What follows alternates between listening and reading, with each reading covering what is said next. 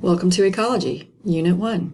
It is important to know that ecology is the study of interactions between organisms and their environment. This includes both biotic factors like bacteria, animals, which are not just vertebrates, but also insects and macroinvertebrates, plants, fungi, protists, and also biotic factors are going to be once living things like leaves that are dead, but they're considered biotic. Abiotic factors, on the other hand, are non-living aspects of an ecosystem, such as water, sunlight, temperature, rocks, and soil. Ecologists, or scientists who study ecology, look at biodiversity, or the variety of living things in an ecosystem. Tropical rainforest biomes have a large amount of biodiversity. They have a high genetic diversity, or variety of genes, as well as a high species diversity, or variety of species, compared to the small amount of biodiversity you might find in the desert or the tundra biomes. Furthermore, even though the tropical rainforest is 7% of the world's ground surface, or the Earth's ground surface, it actually has 50% of the plants and animals species on Earth. Keystone species has an unusually large effect on its ecosystem. They form and maintain a complex web of life. Examples are beavers, otters, prairie dogs. If they were wiped out of an ecosystem, they would greatly affect all of the organisms in that ecosystem. This illustration shows the keystone block in an arch. If it is taken out, what happens to that arch? Stop for a moment and examine this image of a very biodiverse rainforest and list 3 biotic factors that you observe. You can also observe important abiotic factors such as the sunlight and the waterfall, and we can assume that it is also going to be a fairly high temperature here. We will be focusing on the ecological levels of organization.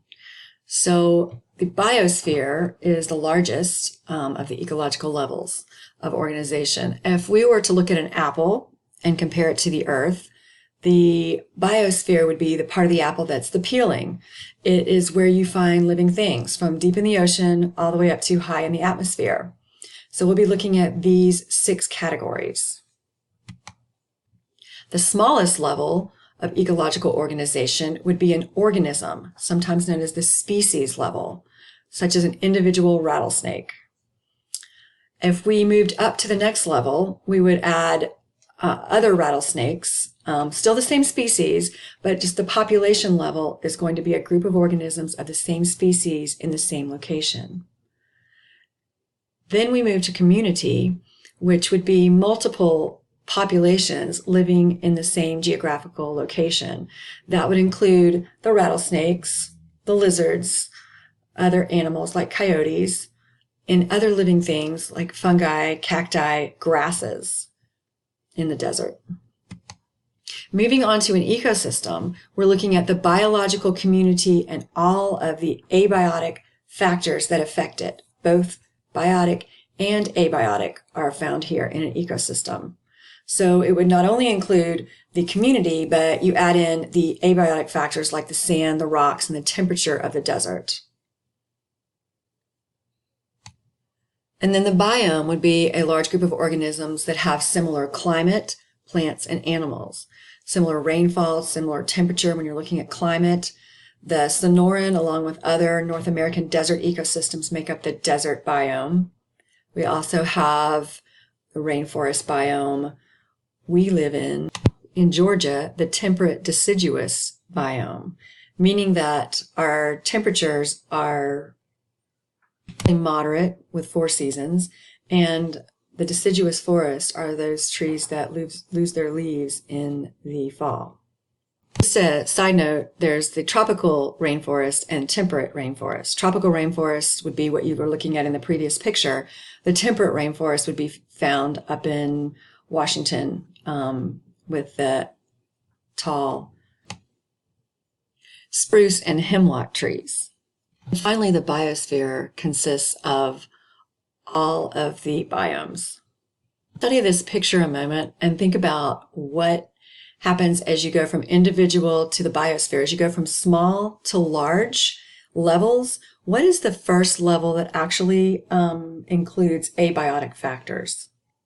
It's important to understand the distinction between a habitat, or an area where an organism lives, and a niche, where an organism, a role or position an organism has in its environment.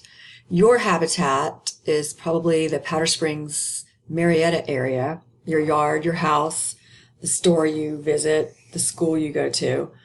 Your niche, ecological niche or niche, as it's sometimes pronounced, would be that you are a student at Hillgrove. So water, sunlight, and food are all examples of limiting factors that can restrict the size of a population. The carrying capacity, or the maximum number of a population an ecosystem can hold, is actually about 80 in this graph showing deer population.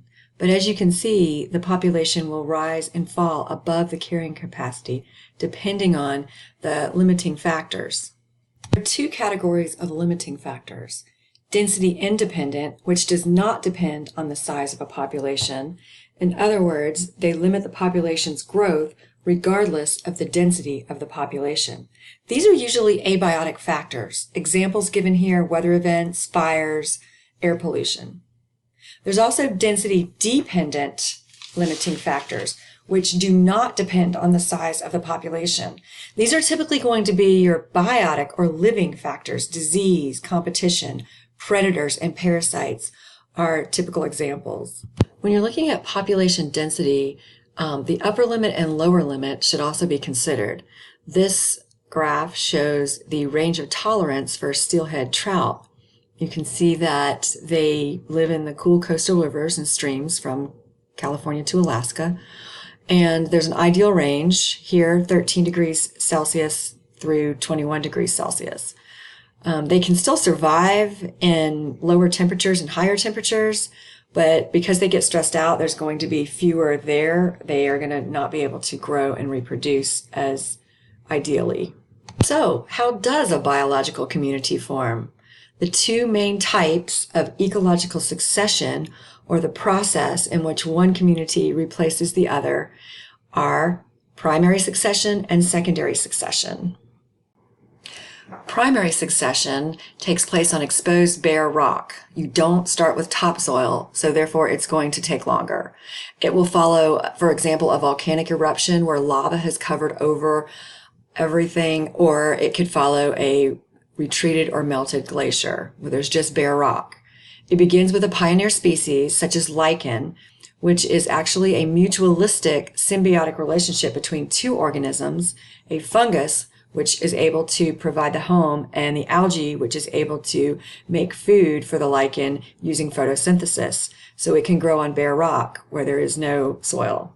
This picture shows a time progression. Eventually, over time, the small annual plants will be able to grow in the soil provided by the lichens, and then you'll have perennial herbs and grasses. Maybe another 20, 30 years down the road, you'll start to have shrubs and shade-intolerant trees, and then pine, maybe a pine forest community. Sometimes it'll take 100 to 300 years to reach your mature community, which would be your deciduous forest. Secondary succession takes place in newly cleared areas. You have topsoil remaining. It will follow a forest fire, flood, hurricane, tornado. You don't have to have the pioneer species. And this shows you a progression of an example of secondary succession. Although it can also occur in an area such as when a pond eventually gets filled in by dead and decaying organisms. So it can occur in aquatic areas as well as a forested area. Look at some community interactions. First of all, there's competition. When you have one or more organisms utilizing the same resources, having overlapping niches, you have competition. So let's look at some different community interactions, starting with competition, when one or more organisms attempt to utilize the same resources and have overlapping niches. It doesn't necessarily equal a fight. For example, insects and humans may have competition for crops. And there's two main types of competition. We have interspecific, so you have two different species involved, such as when grasses and dandelions are each trying to compete for sunlight and food on a lawn. You also have intraspecific competition, and that could be, an example would be red-winged blackbirds, males competing for territory in the springtime and competing for mates. The picture of the robin shows a predator-prey interaction when one organism captures and kills another. Predation can also be exhibited by herbivores like deer. The grass can be considered the prey, and the herbivore or the deer would be the predator. Symbiotic relationships. These are long-term close relationships that exist between two or more species living in an area. There are three main types. The two smiley faces show mutualism because both organisms benefit, such as when this bird, the oxpecker, is eating insects off of the zebra. The second type of symbiotic relationship, commensalism, shown here, is when one organism benefits and the other is unaffected, such as birds nesting in trees. The smiley face would be the bird. The straight face would demonstrate the unaffected tree. Thirdly, there's parasitism. One organism benefits, that's the smiley face. The sad face is the organism that is harmed, such as a tick living on a dog. And the tick is referred to as the parasite, whereas the dog is the host. Energy is constantly moving through an ecosystem. You have autotrophs, also known as producers, that take in energy from the sun and produce food. They can produce food through photosynthesis using sunlight as the energy source, or you can be an autotroph and chemosynthesize your food, which means you use chemicals as your energy source. Heterotrophs are also known as consumers, and they obtain energy by consuming other organisms. You have five main categories of heterotrophs. Herbivores consume only plants. The word herba means vegetation, like a deer. Carnivores consume only animals. Carnus means flesh in Latin, such as a lion would be a carnivore.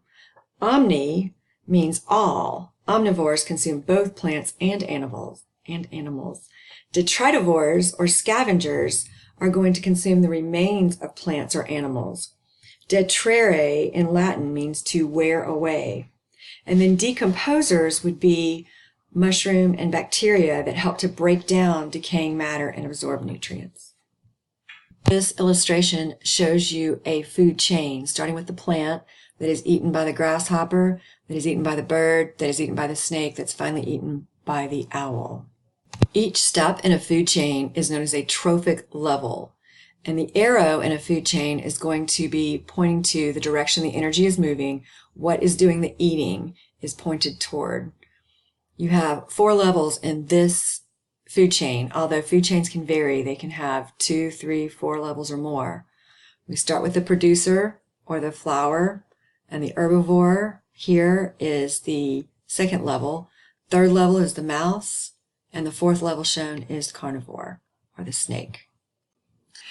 A food web, like shown here for a desert biome, represents the many food chains and pathways in which energy flows through the organisms.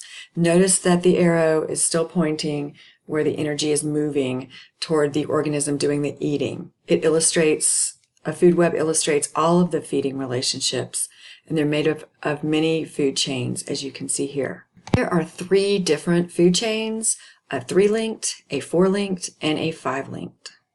It shows you an energy pyramid, and it shows how energy is thought to be lost at each trophic level. 90% is lost through heat, metabolism, and the release of waste as you go from producers to primary consumers, meaning that 10% is passed up or retained. Producers have the most available energy, that is the sun. The top carnivores are going to have less available energy. A pyramid of biomass can show the dry mass of organisms. It's also going to be larger for producers than for consumers. And a pyramid of numbers will show the actual numbers in an area. Fill in the blanks.